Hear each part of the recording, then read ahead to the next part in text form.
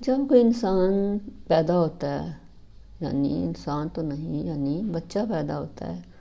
تو وہ دن اور ڈیٹ بہت خاص اور اہم ہوتی ہے۔ کائنات کے تمام اثرات اس ڈیٹ کے ساتھ جڑے ہوئے ہوتے ہیں، جو کہ ساری زندگی اس انسان کے ساتھ رہتے ہیں۔ اس انسان کا رویہ، عادتیں، پسند ناپسند سب اس ایک نمبر کے ساتھ جڑا ہوا ہوتا ہے، یعنی جو اس کی ڈیٹ ہوتی ہے، ڈیٹ آف برتھ ہوتی ہے۔ اس ڈیٹ پر اس انسان کی پوری زندگی کا دار و مدار ہوتا ہے، اور یہ انسان کے اپنے اختیار میں تو نہیں ہوتا، یعنی کون سی ڈیٹ کو اس نے پیدا ہونا ہے،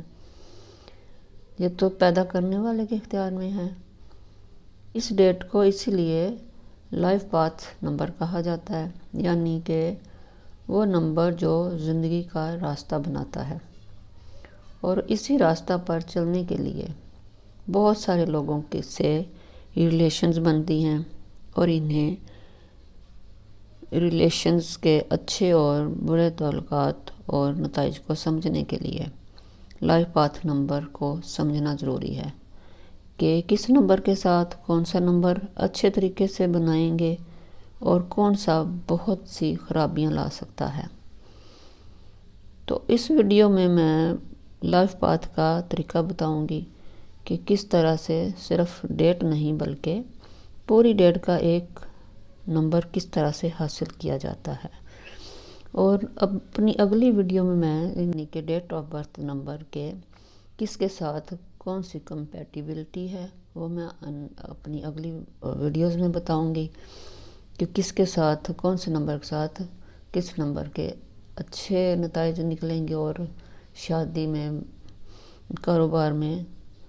کون سے اچھے رہیں گے اور کون سے تھوڑا اوائڈ کرنا چاہیے۔ تو اس کو اس طرح سے ایک نمبر اس طرح حاصل کیا جاتا ہے۔ اب مثلاً کوئی شخص 6 اکتوبر 2010 میں پیدا ہوا ہے، تو اس کی ڈیٹ آف برتھ اس طرح لکھیں گے، یعنی 6 جمع 1 جمع 0 جمع 2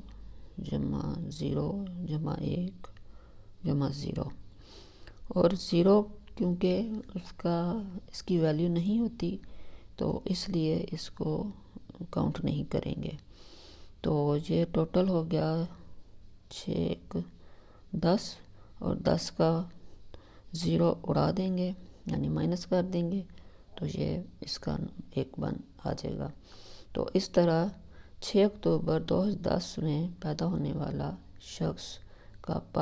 لائف پاتھ نمبر یعنی ڈیٹ آف برتھ 1 ہوگا۔ وہ